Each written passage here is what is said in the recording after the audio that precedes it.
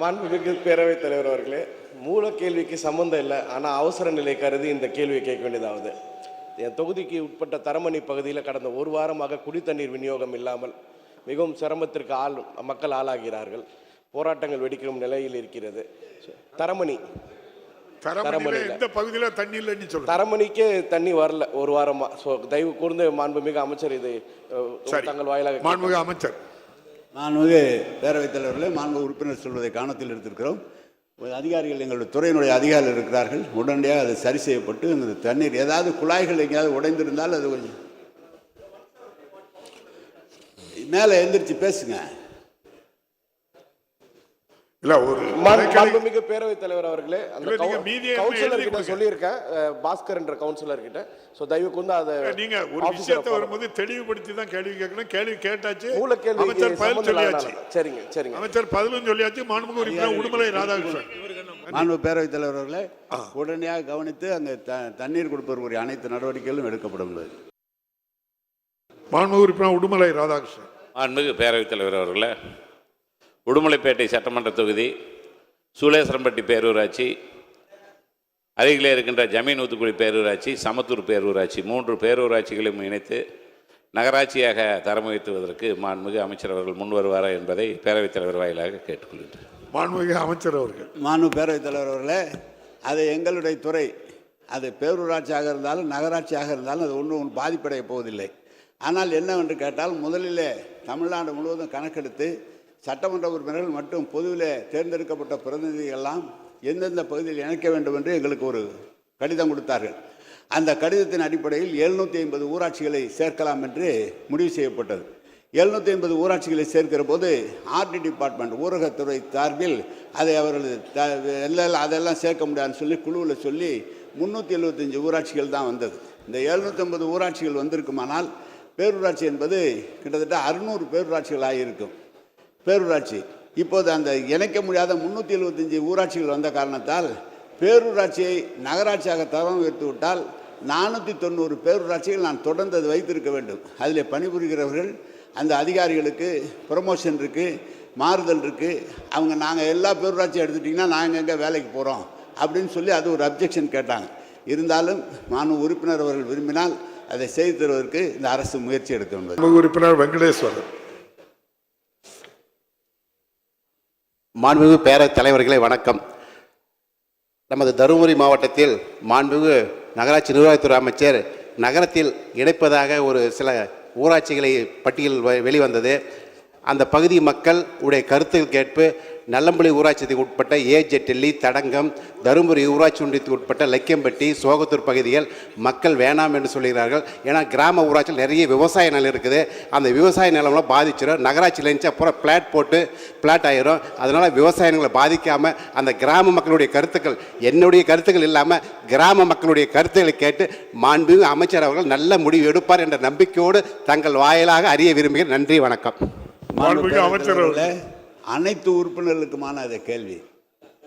இது தனிப்பட்ட வெங்கடேசன் தருமபுரிக்காக இருக்கிறதில்ல. மற்ற ஊராட்சி நம்ம சட்டமன்ற உறுப்பினர்களும் சில பேர், குறிப்பாக சொன்னால் கந்தரக்கோட்டை என்னை ஏன் பேரூராட்சியாக தரம் உயர்த்தவில்லை என்று கேட்கிறார். பல இடங்களிலே எங்களை நகராட்சியாக தரம் உயர்த்த வேண்டும் என்று கேட்டிருக்கிறார்கள். நான் குறிப்பாக எந்த ஊராட்சியும் நகரத்தோடு இணைப்பதற்கு எங்களுக்கு ஒன்றும் தேவை என்பதெல்லாம் அல்ல. அது அவரவர்களுக்கு இந்த 100 நாள் வேலை திட்டம் கிடைக்காத காரணத்தால் தான் விவசாயிகள் அதை இணைக்கக்கூடாது என்ற ஒரு பெரிய அளவில் அதுக்கான மறுப்பு தெரிவித்து வருகிறார்கள். நான் உங்களுக்கு சொல்கிறேன், நகராட்சி இப்போது பேசினாரே மாரிமுத்து சொன்னார், நகராட்சி நாள்தோறும் விரிவடைந்து கொண்டே இருக்கிறது. நாள்தோறும் எப்படி விரிவடைகிறார்? இந்த இடத்துலேருந்து 1 கிலோமீட்டர் தள்ளி முதலில் ஒரு வீடு கட்டுகிறார்கள். அந்த 1 கிலோமீட்டருக்கு நாங்கள் இருந்து குழாயும் போட வேண்டும், தண்ணீரும் கொடுக்க வேண்டும், சாக்கடை தண்ணியும் கொடுக்க வேண்டும். அப்படி வருகிற போது நகரம் விரிவாகி கொண்டே வருகிற போது அரசினுடைய திட்டங்களை நிறைவேற்றுவதற்கு எங்களுக்கு இடம் தேவை. அது அரசாங்கத்துக்கு புறம்போக்கு நலமாக இருந்தால் அது லகுவாக இந்த திட்டங்களை நிறைவேற்ற முடியும். இன்னொன்று சொல்கிறேன், பக்கத்தில் இருக்கிற அருகில் இருக்கிற ஊர் நகராட்சியில் பாதாள சாக்கடை திட்டம் இருக்கிறது, கரண்ட் லைட்டு உங்களுக்கு LED லைட் இருக்கிறது, சாலைகள் பராமரிக்கப்படுகிறது, பள்ளி கட்டிடங்கள் சரியாக இருக்கிறது, அங்கன்வாடி கட்டிடங்களும் சரியாக இருக்கிறது. ஆனால் அடுத்த கிராமங்களில் போகும்போது அந்த வசதி இல்லை. அந்த கிராமத்தில் இருக்கிறவர் எங்களை கேட்கிறார்கள், என்ன நாங்கள் மட்டும் இந்த வரி கட்டலையா, எங்களுக்கு அந்த திட்டம் வரக்கூடாதான்லாம் கேட்குறாங்க. இப்படி மிக்ஸ்டு ரெஸ்பான்ஸ், ஒருத்தர் வேணுங்கிறாங்க, ஒருத்தர் வேணாங்கிறாங்க. நான் இதை உங்களுக்கு சொல்கிறேன். நீங்கள் எப்படின்னா 100 நாள் வேலை திட்டம் போகும் என்று உங்களுடைய இதுக்கு இந்த ஆண்டு இந்த 375 ஊராட்சியை நம்ம இணைத்திருக்கிறோம். ஏற்கனவே அதற்காக ஒரு குழு நியமிக்கப்பட்டு அந்த குழுவிலே பலதரப்பட்ட வகையில் பலதரப்பட்ட மட்டங்களிலே பேசப்பட்டு எந்தெந்த ஊராட்சிகளை சேர்க்கலாம், விவசாயம் அல்லாத ஊராட்சிகளை சேர்க்கலாம் என்று ஒரு குழு முடிவு பண்ணி 375 ஊராட்சிகள் எடுக்கப்பட்டிருக்கிறது. அதுலேயும் அவர்களுக்கு அப்ஜெக்ஷன் இருக்குமானால் மாவட்ட ஆட்சியருடன் சொல்லப்பட்டு மீண்டும் அந்த குழுவில் அது பரிசீலிக்கப்படும். இந்த 100 நாள் வேலை திட்டத்தை பொறுத்தளவு இந்த ஓராண்டு ஏற்கனவே நான் நகர்ப்புறத்திலே ஒரு வார்டுக்கு ஒரு இடத்துல மொத்தம் ஒரு 20 பேரூராட்சிகளை கொடுத்து கொண்டு வந்தோம். இந்த தடவை அதையெல்லாம் நிறுத்திவிட்டு இந்த 375 பேரூராட்சிகள் இந்த 100 நாள் வேலை திட்டத்தை கொடுக்க வேண்டும் என்று முதலமைச்சரிடம் நாங்கள் அனுமதி கேட்டிருக்கிறோம். அப்படி வருமானால் அவர்களுக்கு எந்த பாதிப்பும் இல்லாமல் இந்த 100 நாள் வேலை திட்டத்தினுடைய நகர்ப்புற உள்ளாட்சியிலிருந்தே அந்த 100 நாள் வேலை திட்டம் கொடுப்பதற்குரிய நடவடிக்கை எடுக்கப்பட்டு வருகிறது. மாண்புமிகு உறுப்பினர் PRG அருண்குமார். மாண்புமிகு பேரவைத் தலைவர் அவர்களே, கழக பொதுச் செயலாளர் அவர்களை வணங்கி, கவுண்டம்பாளையம் தொகுதிக்கு உட்பட்ட பெரியநாயக்கம்பாளையத்தில் 2012 ஆண்டு முதல் 36 படுக்கை வசதி கொண்ட அரசு மருத்துவமனை தரம் உயர்த்தப்பட்டு 46 படுக்கை வசதிகளோடு இயங்கி வருகிறது. 2022 ஆண்டு முதல் அது 56 படுக்கை வசதி கொண்ட மருத்துவமனையாக தரம் உயர்த்தப்பட்டு செயல்படுகிறது. ஆனால் அந்த மருத்துவ அமைப்பு இல்லை. இந்த மருத்துவமனையை பழைய 10 படுக்கை வசதிகள் கொண்ட அறைகள் மிகவும் பழுதடைந்துள்ளதால் நவீன வசதிகளுடன் கூடிய 30 படுக்கைகள் கொண்ட உள்நோய் பிரிவும், அதே போல புதிய அறுவை அரங்கு, ஆபரேஷன் தியேட்டர், அறுவை அவசர சிகிச்சை பிரிவு, புறநோயாளிகள் பிரிவு, இரத்த சேமிப்பு மையம் போன்றவற்றை அமைத்து கொடுக்கப்படுமா என்பதை தங்கள் வாயிலாக அறிய விரும்புகிறேன். மாண்புமிகு அமைச்சர் அவர்கள். மாண்புமிகு பேரவைத் தலைவர் அவர்களே, மரியாதைக்குரிய சட்டமன்ற உறுப்பினர் அவர்கள் முதலில் சின்னத்தாடகம் பகுதியில் மேம்படுத்தப்பட்ட ஆரம்ப சுகாதார நிலையம் வேண்டும் என்று கேட்டிருந்தார். ஆனால் அவருடைய தொகுதியை பொறுத்தவரை ஏற்கனவே ஒரு 7 இடங்களில் ஆரம்ப சுகாதார நிலையங்கள் மிக சிறப்பாக செயல்பாட்டில் இருந்து கொண்டிருக்கிறது. அந்த வகையில் இன்றைக்கு அவர் ஏற்கனவே கேட்டிருக்கிற இந்த கூடுதல் வசதிகள் என்பதை செய்வதற்கு மாண்புமிகு தமிழ்நாட்டின் முதலமைச்சருடைய வழிகாட்டுதலை ஏற்று செய்யப்படும் என்பதை தெரிவித்துக் கொள்கின்றேன். மத்தம்பாளையம், தாலியூர், 24 வீரபாண்டி, 4 வீரபாண்டி, அணைக்கட்டு, சோமயம்பாளையம் மற்றும் கூடலூர், கவுண்டம்பாளையம் ஆகிய பல்வேறு இடங்களில் செயல்பட்டு வருகிற மருத்துவமனைகளுக்கு மாண்புமிகு தமிழ்நாட்டின் முதலமைச்சருடைய வழிகாட்டுதலின்படி கடந்த வாரம்தான் ஒரு 11 மருத்துவர்களும் கூடுதலாக நியமிக்கப்பட்டு மிக சிறப்பான வகையில் எல்லா மருத்துவமனைகளிலும் பயன்பாடு என்பது இருந்து கொண்டிருக்கிறது. என்றாலும் அவர் கோரியிருக்கிற வசதிகளை எதிர்காலத்தில் செய்வதற்குரிய நடவடிக்கைகள் எடுக்கப்படும் என்பதை தங்களின் வாயிலாக தெரிவித்துக் கொள்கிறேன். மாண்புமிகு உறுப்பினர் PRG அருண்குமார். கோவை மாநகராட்சி 12வது வார்டு சின்னவாடம்பட்டி பகுதியில் உள்ள நகர்ப்புற சுகாதார நிலையத்தில் மருத்துவர்கள் இல்லை. ஒரு ஆண்டாக மருத்துவர்கள் அங்கு வருவதில்லை. ஆகவே அந்த மருத்துவரை நியமிக்கப்படுவாரா என்பதை தங்கள் வாயிலாக அறிய விரும்புகிறேன். மாண்புமிகு அமைச்சர் அவர்கள். மாண்புமிகு தமிழ்நாட்டின் முதலமைச்சர்களால் கடந்த 2023 ஜூன் திங்களில் திறந்து வைக்கப்பட்ட நகர்ப்புற நலவாழ்வு மையங்களை பொறுத்தவரை ஆங்காங்கே இருக்கிற மாவட்ட ஆட்சித்தலைவர்கள் தலைமையிலான டிஸ்ட்ரிக்ட் ஹெல்த் சொசைட்டியின் சார்பில் மருத்துவர்கள், செவிலியர்கள், சுகாதார ஆய்வாளர்கள் ஆகிய பணியிடங்கள் நிரப்பும் பணிகள் நடைபெற்று மருத்துவமனைகள் எல்லாம் சிறப்பாக பயன்பாட்டில் இருக்கிறது. அண்மையில் நான் கோவைக்கு சென்றிருந்த போது கோவையில் இருக்கிற நகர்ப்புற நலவாழ்வு மையங்கள் ஒரு 5-6 ஆய்வு செய்ததில் எல்லா இடங்களிலும் மருத்துவர்கள் இருந்தார்கள். இருந்தாலும் நம்முடைய மாண்புமிகு சட்டமன்ற உறுப்பினர் அவர்கள் சொல்லியிருப்பதைப் போல நகராட்சி துறைக்கு சொல்லி எந்த நகர்ப்புற நலவாழ்வு மையத்தில் மருத்துவர் இல்லையோ அந்த மருத்துவர் நியமிப்பதற்குரிய நடவடிக்கை எடுக்கப்படும் என்பதை தங்களின் வாயிலாக தெரிவித்துக் கொள்கிறேன். மாண்புமிகு உறுப்பினர் ரூபி மனோகரன். மாண்புமிகு உறுப்பினர் NK விருதராஜ். மாண்புமிகு பேரவைத் தலைவர் அவர்களே, எனது திருச்சி கிழக்கு தொகுதிக்கு உட்பட்ட தகுதி வாய்ந்த மாற்றுத்திறனாளிகளுக்கு இணைப்பு சக்கரம் கொண்ட பெட்ரோல் ஸ்கூட்டர் வேண்டி கேட்ட 34 பேரில் 2 பேருக்கு தான் வழங்கப்பட்டிருக்கு. அதனுடைய கோரிக்கை கருத்தில் கொள்ள வேண்டும் என்று சொல்லி இன்டெலெக்சுவல் டிசேபிள்டு அறிவுசார் குறைபாடுடைய மாற்றுத்திறனாளிகள், மூளை முடக்குவாதத்தால் பாதிக்கப்பட்ட மாற்றுத்திறனாளிகள், செரிபிரல் பிறழ்ச்சி, அண்ட் மஸ்குலர் டிஸ்ட்ரோபி என்கின்ற தசை திசைவு நோயினால் பாதிக்கப்பட்ட மாற்றுத்திறனாளிகளுடைய குழந்தைகளுடைய தாய்மார்கள் இப்படிப்பட்ட மாற்றுத்திறனாளிகள் பாதிக்கப்பட்ட மாற்றுத்திறனாளிகளை அழைத்து கொண்டு பள்ளிகளுக்கும் கல்லூரிகளுக்கும் அவங்கள கொண்டு போய் விடுறாங்க, அவங்க திருப்பி கொண்டு வந்து விடுறாங்க. அந்த மாதிரியான சூழ்நிலை இருக்கிறது. அந்த மாதிரியான தாய்மார்களுக்கு இணைப்பு பக்கவாட்டு கொண்ட இருக்கை கொண்ட பெட்ரோல் மற்றும் பேட்டரியால் இயங்கப்படுகின்ற அந்த ஸ்கூட்டர் வழங்கினால் அவர்களை பள்ளிக்கு கொண்டு செல்வதற்கு எதுவாக இருக்கும். அதே போல அந்த மாற்றுத்திறனாளி 75% பாதிப்புடைய மாற்றுத்திறனாளிகளுடைய தாய்மார்களுக்கு தான் இப்போ நம்ம தையல் மிஷின் கொடுக்குறோம். அந்த பெர்சன்டேஜை, அதாவது 75ங்கிறத வந்து பெர்சன்டேஜை குறைச்சி ஒரு 50-60 ஏதாவது குறைச்சிங்கன்னா இன்னும் அவங்க, ஏன்னா இந்த பிள்ளைகளை வைத்து கொண்டு அவங்கள மட்டும்தான் பார்க்கக்கூடிய ஒரு சூழ்நிலையே இருக்குது. அதை நம்மளுடைய முதலமைச்சர் அவர்களுடைய கவனத்தில் கொண்டு அதை செய்து தர வேண்டும் என்ற கோரிக்கையை நங்கையின் வாயிலாக அமைச்சர் அவர்களுடைய கவனத்தை ஈர்த்து அமைகிறேன். மாண்புமிகு அமைச்சர் அவர்கள்.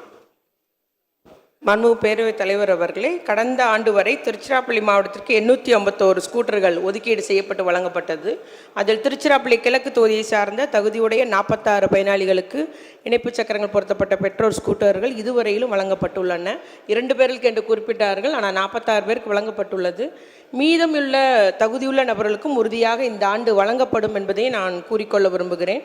அதுபோல் நம்முடைய புற உலக சிந்தனையற்றவர்கள், அதாவது ஆட்டிசம், தசை சிதைவு நோயால் பாதிக்கப்பட்டவர்கள், மஸ்குலர் டிஸ்ட்ராபி, அதுபோல் நம்முடைய மனவளர்ச்சி குன்றிய பிள்ளைங்கள், மென்டலி ரிட்டர்டர், அந்த பிள்ளைகளுடைய தகப்பனாருக்கும் பெற்றோர்களுக்கும் வழங்க வேண்டும் என்று கூறியுள்ளார்கள்.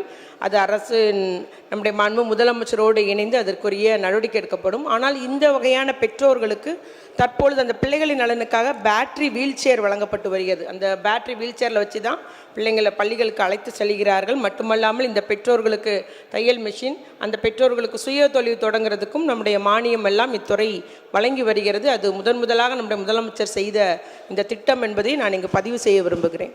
மாண்புமிகு உறுப்பினர் எரிக்கோ இருதயராஜ் அவர்கள். அமைச்சர் அவர்களுடைய கவனத்தை ஈர்க்கின்ற அதே சமயத்தில் திராவிட மாடல் அரசினுடைய நிதிநிலை அறிக்கையிலே 172வது பேராகிராஃபில் மாற்றுத்திறனாளிகள் உள்ளாட்சிகள் அமைப்புகள் நியமன பதவி தரப்படும் என்ற உத்தரவு குரலற்றவர்களின் குரல்களை கேட்கின்ற அரசாக நடத்தி கொண்டிருக்கிற மாண்புமிகு தமிழ்நாட்டு முதலமைச்சருடைய அவர்களின் செல்லப்பிள்ளையாக விளங்குகின்ற மாற்றுத்திறனாளிகள் இன்றைக்கும் நன்றி சொல்லிக் கொண்டிருக்கிறார்கள். முத்தமிழறிஞர் தலைவர் கலைஞர் அவர்கள் முதல்வராக இருந்தபோது அரசு உத்தரவு எண் 151 என்பது 2 ஆண்டுகள் தொகுப்பூதியத்தில் வேலை பார்க்கின்ற மாற்றுத்திறனாளிகளை நிரந்தர பணியாளர்களாக காலமுறை ஊதியம் வழங்க வேண்டும் என்கின்ற அரசு உத்தரவு தந்தார். அந்த உத்தரவு சரியான நடைமுறைக்கு வரவில்லை. என்னன்னா, அரசு அதிகாரிகளை கேட்டால் உமாதேவி ஒப்பந்த வழக்கு என்று கோடிட்டு காட்டுகிறார்கள். அதாவது கான்ட்ராக்டில் பணியாற்றுறவங்க டெம்பரரியாக பணியாற்றுறவங்களை கன்ஃபார்ம் பண்ணக்கூடாதுன்னு, நிரந்தர பண்ணக்கூடாதுன்னு சொல்லி உச்சநீதிமன்றம் உத்தரவு வழங்கியிருக்கு, இல்லைன்னு சொல்லலை. ஆனால் அதே உச்சநீதிமன்றத்தில் சுனந்தா பந்தாரி ஃபவுண்டேஷன் என்கின்ற வழக்கில் அவங்க மாற்றுத்திறனாளிகளுக்கு 4% இடஒதுக்கீடு வழங்க வேண்டும் என்பதை நீங்கள் உறுதி செய்ய வேண்டும் என்று அரசுகளுக்கு உத்தரவு தந்திருக்கிறது. அதே போல சென்னை உயர்நீதிமன்றத்தில் 2 வழக்குகளில் 150 உத்தரவை நடைமுறைப்படுத்தி பணி நிரந்தரம் செய்து கொள்ள வேண்டும் என்ற கருத்தில் கொள்ள வேண்டும் என்று உத்தரவை போட்டுள்ளார்கள். எனவே அவர்களை நிரந்தரமாக்க அரசு உத்தரவை 151 நடைமுறைப்படுத்த நடவடிக்கை எடுக்கப்பட முடியுமா என்ற கோரிக்கையை கேட்டு அமைகின்றேன். மாண்புமிகு அமைச்சர். மாண்புமிகு பேரவைத் தலைவர் அவர்களே, அந்த அரசு நிலை எண் 151 தான் மறு ஆய்வு செய்து மறுபரிசீலனை செய்து அரசு நிலை எண் 20 மாற்றி அமைக்கப்பட்டு சிறப்பு ஒரு தேர்வு மாற்றுத்திறனாளிகள் நலனுக்காக நடத்தப்படும் என்று இந்த சபையிலே அறிவிக்கப்பட்டிருந்தது. அதற்காக விரைவாக இந்த பணி கிட்டத்தட்ட 1200க்கும் மேற்பட்ட பணியிடங்கள் கண்டறியப்பட்டு அதில் விரைவாக இந்த சிறப்பு தேர்வு நடத்துவதற்கு அநேகமாக கூடிய இந்த சபை கூட்டத்தொடருக்குள்ளாகவே அதற்கான தேதியும் அறிவிக்கப்பட வேண்டும் நம்முடைய மாண்பு முதலமைச்சர் அவர்கள் எங்களை உத்தரவிட்டுள்ளார்கள். அதன் பணி நடைபெற்று வருகிறது என்பதை கூறிக்கொள்ள விரும்புகிறேன். மாண்புமிகு பேரவைத் தலைவர் அவர்களே, நேற்று 4 கொலைகள் நடந்திருப்பதாக எதிர்க்கட்சி தலைவர் அவர்கள் தெரிவித்தார்கள். முதலமைச்சர் தூத்துக்குடியில் நடந்த சம்பவம், சாத்தான்குளத்தில் நடந்த சம்பவம், இதெல்லாம் மறந்துடக்கூடாது. உங்களை பொறுத்தவரையில் டிவியில் பார்த்து தான் தெரிந்து கொண்டேன் என்று சொல்வதற்கு நாங்கள் தயாராக இல்லை. பேரவைத் தலைவரே, தைரியம் இருந்தால் நான் பேசும் பதிலை கேட்டுவிட்டு போக வேண்டும். உங்களுக்கு தைரியம் இருந்தால் தைரியம் இருந்தால் ஓடுறீங்க. சில கொலை குற்றங்கள் நடைபெறும் காட்சிகள் சமூக ஊடகங்களில் வெளிவரும்போது அதிக எண்ணிக்கையில் குற்றங்கள் நடைபெறுவது போன்ற தவறான கருத்து திட்டமிட்டு பரப்பப்படுகிறது. உண்மையில் எண்ணிக்கையின் அளவில் பார்க்கும்போது 2024 ஆண்டில் கொலை குற்றங்கள் 6.8 விழுக்காடு குறைந்திருக்கிறது. அதாவது முந்தைய ஆண்டோடு ஒப்பிடும்போது 109 கொலைகள் குறைந்திருக்கின்றன. அதேபோல் பழிக்கு பழி வாங்கும் கொலைகளின் எண்ணிக்கையும் 2024 ஆண்டில் 42.72 விழுக்காடு குறைந்துள்ளது. முன்னெச்சரிக்கை நடவடிக்கை எடுக்கப்படுவதன் ஒரு பகுதியாக பொதுமக்கள் அதிக அளவில் கூடும் திருவிழாக்கள், பெரிய பொழுதுபோக்கு இடங்கள், சுற்றுலா தலங்கள் போன்ற இடங்களில் பொதுமக்களின் பாதுகாப்பை உறுதிப்படுத்திட காவல்துறை கூடுதல் எண்ணிக்கையிலான காவலர்களை ஈடுபடுத்தி எந்த விதமான சம்பவங்கள் நடைபெறாமல் செவ்வனே பணியாற்றி வருகிறார்கள் என்பதை இந்த அவையில் உள்ள மாமன்ற உறுப்பினர்கள் நன்கு அறிவார்கள். குற்றவாளிகளுக்கு தண்டனை வாங்கித் தருவதில் இந்த அரசு சிறப்பு கவனம் செலுத்தி வருகிறது. 2023 181 சரித்திர பதிவேடு குற்றவாளிகளுக்கு நீதிமன்றங்கள் மூலம் தண்டனை வாங்கி கொடுக்கப்பட்டுள்ளது என்றால் 2024 242 சரித்திர பதிவேடு குற்றவாளிகளுக்கு தண்டனை வாங்கி கொடுக்கப்பட்டுள்ளது. நீதிமன்ற வழக்குகளில் காவல்துறை காட்டிய தீவிர அக்கறையே இதற்கு காரணம். குறிப்பிட்டு சொல்ல வேண்டும் என்றால் 2024 மட்டும் 150 சரித்திர பதிவேடு ரவுடிகளும் ஆயுள் தண்டனை அல்லது 10 ஆண்டுகளுக்கு மேல் கடுங்காவல் தண்டனை நீதிமன்றங்கள் மூலம் பெறப்பட்டுள்ளது. இறுதியாக ஒரே ஒரு புள்ளி விவரத்தை மட்டும் தாங்கள் வாயிலாக இந்த பேரவைக்கு தெரிவித்துக் கொள்ள விரும்புகிறேன்.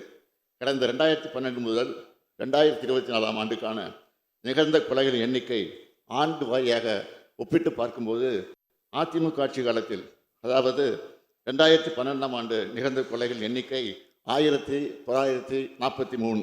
இதுதான் கடந்த 10 ஆண்டுகளில் நிகழ்ந்த மிக மிக அதிகமான எண்ணிக்கைகள்.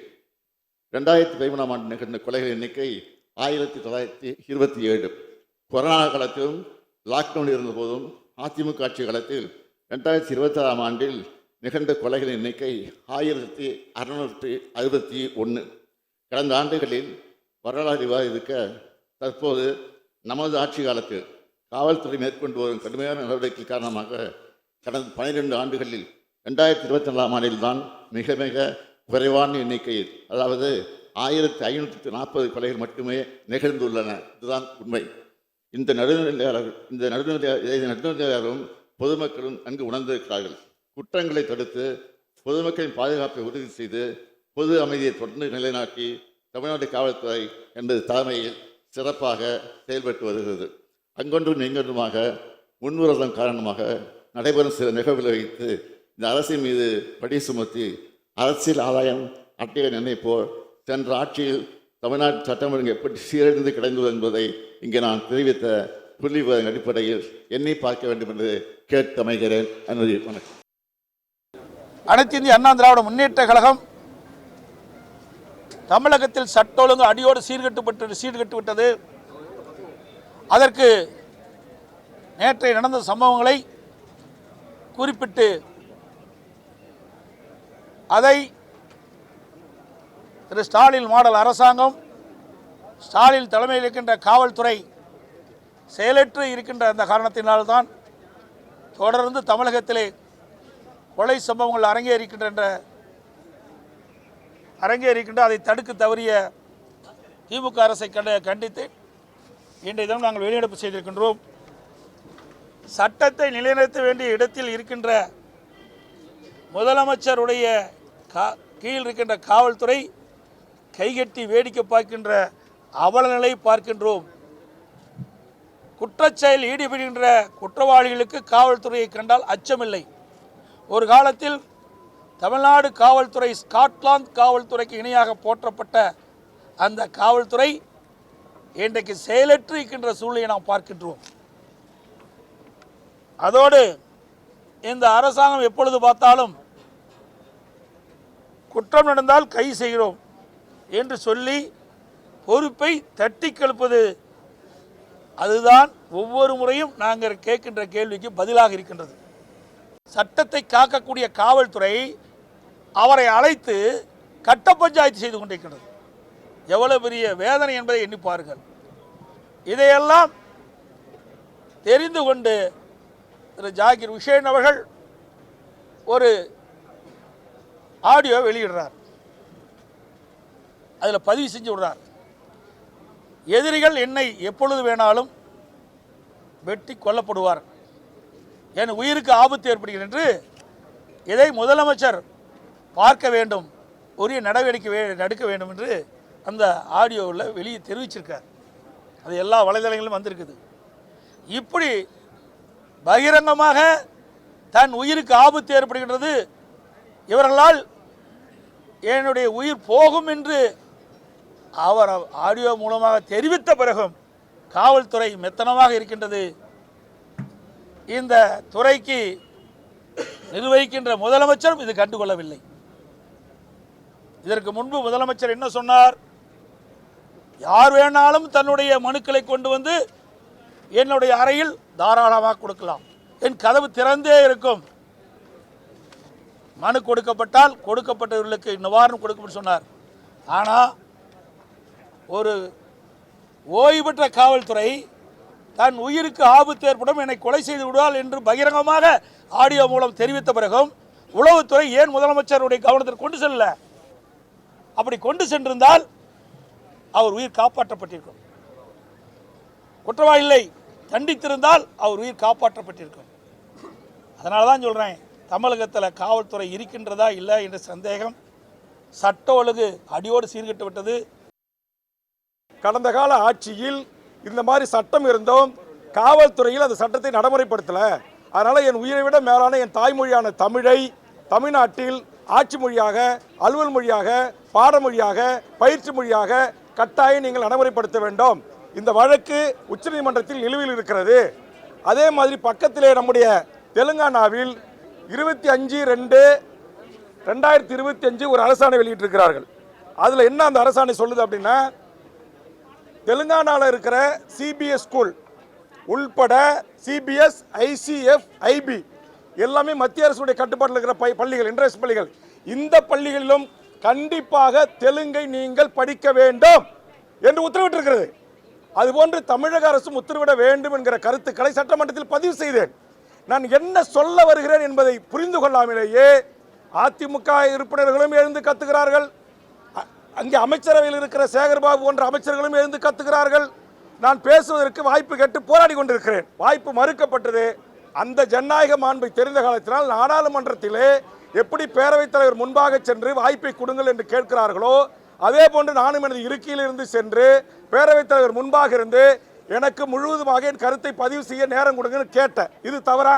அதை மாண்புமிகு முதலமைச்சர் அவர்கள் தவறாக புரிந்து கொண்டு வேல்முருகன் இந்த அவையில் தவறாக நடந்து கொள்கிறார், அதிக பிரசங்கிதனமாக நடந்து கொள்கிறார் என்று சேகர்பாபு சொன்ன அதே வார்த்தையை முதலமைச்சர் திரும்பி சொன்னது உண்மையிலேயே எனக்கு வருத்தம் அளிக்கிறது. மாண்புமிகு தமிழ்நாடு முதலமைச்சர் அவர்களே, உங்கள் தந்தை முத்தமிழர் கலைஞர் அவர்கள் தமிழ்நாட்டில் பாடமொழி, பயிற்சி மொழி, எல்லா மொழியும் தமிழாக இருக்கணும்னு சொன்னாங்க.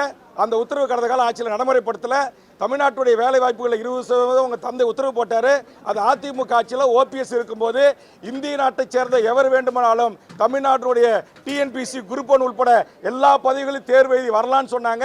அதற்காக போராட்டம் நடத்தி, முற்றுகை போராட்டம் நடத்தி தொடர்ந்து நான் வலியுறுத்தினேன். அதிமுக ஆட்சியில் கண்டுகளை. நீங்களாச்சு சட்டத்தை திருத்துங்கன்னு சொல்லி நான் தான் சட்ட திருத்தத்துக்கு முன்மொழிந்தேன். அந்த அடிப்படையில் தான் கடந்த கூட்டத்தொடரில் அண்ணன் பழனிவேல் பிடிஆர் அமைச்சராக இருக்கின்ற போது தமிழ் வழியில் படித்தவர்களுக்கு 40% மதிப்பெண் எடுக்கணும், அல்லது இந்திய நாட்டை சேர்ந்த எவர் வேண்டுமானாலும் தேர்வு எழுதலாம், எவன் வேணுமானாலும் உள்ள வரலான்ற நிலை இருக்கு, அது கூடாது. அப்படி உள்ள வந்துட்டானா டைரக்ட் விஓ பதவியிலிருந்து ஆர்டிஓ, நேற்று நான் சொன்னேன், இங்கே வந்து ஆர்டிஓ பதவி, டிஎஸ்பி பதவி, மேஜிஸ்ட்ரேட் பதவி, டிஸ்ட்ரிக்ட் ரிஜிஸ்ட்ரார் பதவி, அசிஸ்டன்ட் கமிஷனர் கமர்ஷியல் பதவி என்று எல்லா பதவிகளிலும் தமிழ்நாட்டில் இன்னும் 25 வருஷம் கழிச்சு எல்லாம் வடநாட்டுக்காரன், பீகார், இந்திய தாய்மொழியாக கொண்டவனா தான் இருப்பான். இந்த நிலைமையை உடனே தமிழ்நாட்டில் எந்த கட்சியும் கிடையாது.